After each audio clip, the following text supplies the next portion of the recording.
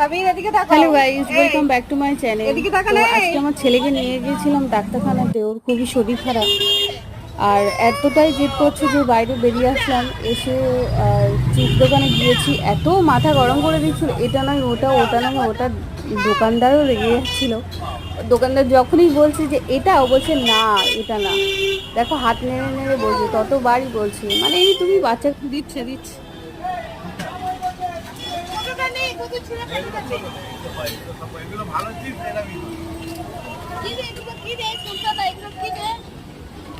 না ছোট।